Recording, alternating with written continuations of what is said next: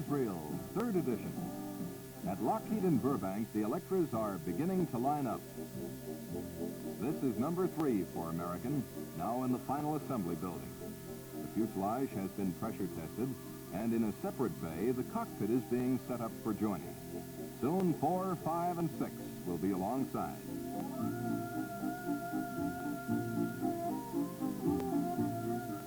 Beside the final assembly hangar, AA's number 2 fuselage has been moved into the paint shop. Unlike Boeing, Lockheed paints the airplanes before they hit the rollout line. Number 2 and its tail are on dolly wheels for this move. A few days here, and then they'll head for the last line in Lockheed's building B6, from which all Electras will flow. The next time the Electra sees the sun, it will go to the flight line.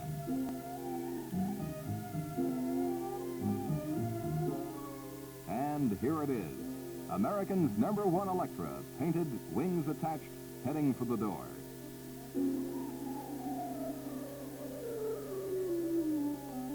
At this point, the engines haven't been installed, but the nacelles are ready.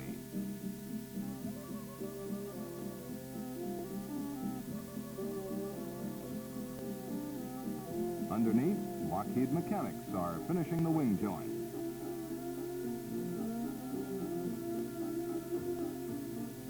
In the cockpit, the basic panels are all in place, ready for finishing. They're easy to read, and equally important, they're easy to get at for checking and maintenance.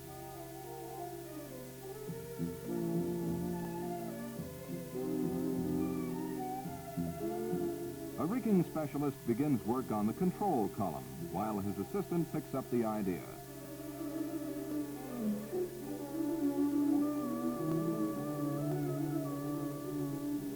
In the cabin, signs of completeness are being added daily. The overhead racks are in for good, and the areas around the windows are being dressed up regularly. The wiring is now out of sight, but accessible when needed.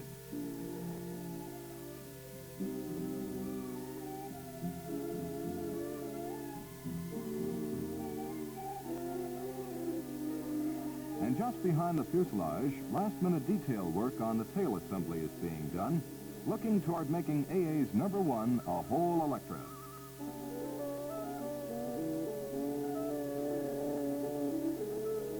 Meanwhile, Lockheed's Big Push test program keeps rolling. Here is a simulated wave-off, demonstrating pure flying ability.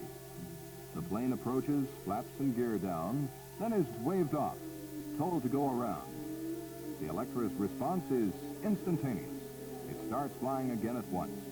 The go around is easy.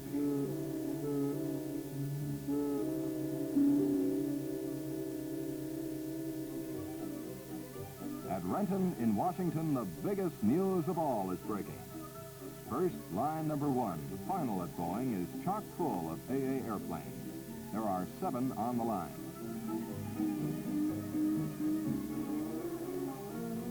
The plant is chock full of cowlings, too, shipped in as part of Boeing's huge subcontracting program.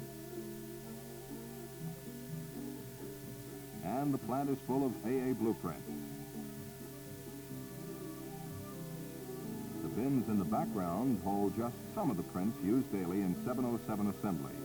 Trade is brisk at the counters.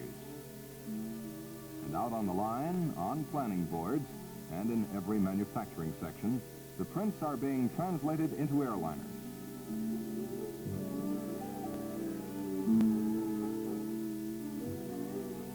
Outside, on the ramp, AA's 8707 is waiting for a place in the plant. A place which will open up as Boeing rolls number 1. Inside again, Boeing's 106, AA's number 6, is receiving its wiring and plumbing.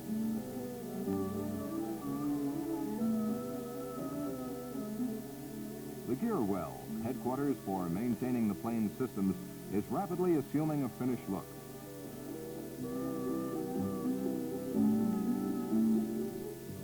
On number 4, the radome has been fitted. Radar still to come.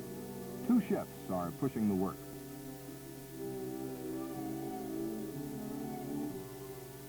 Number 3 is in good shape, but with concrete engines.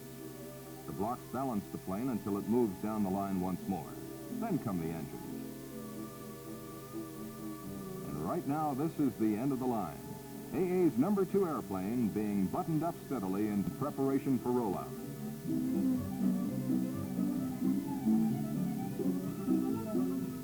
Engines are on, and so are the accessories.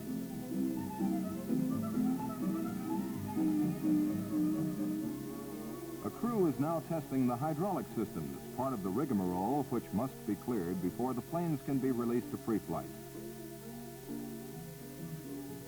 That's the inside story from Boeing. Final assembly full of Americans. But now to the outside story, the one AAers have been waiting for 2 years.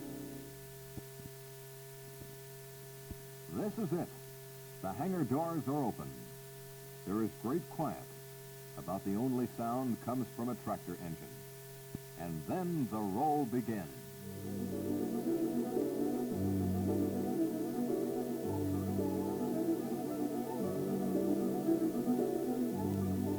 Here comes number 1, dressed to the nines.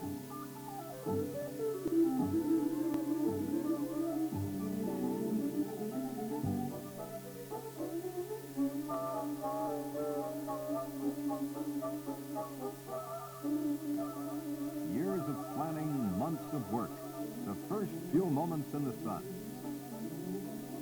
This is the plane which means jet service in the United States.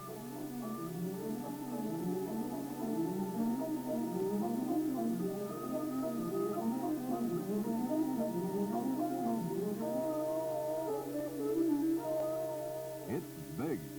The elevators are almost as big as a DC-3's wings. The fuselage is 36 feet longer than a DC-7.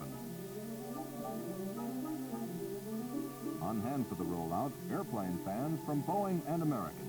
This is the first look. Obviously, it's quite a sight.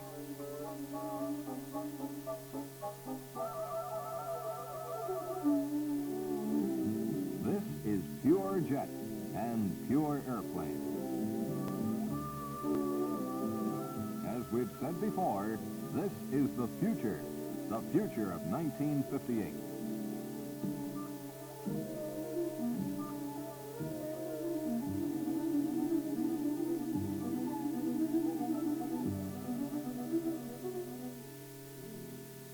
Top official at the rollout for American is Gene Taylor on the left, Vice President of Maintenance and Engineering at Tulsa. He's joined by Maynard Pennell, Boeing Transport's Chief Engineer. They're joined by crew members, visitors, and trainees in Boeing school.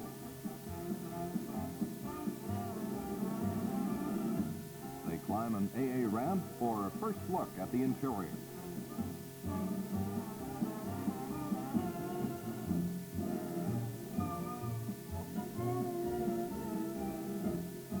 The first flight engineers class gathers for a quick briefing.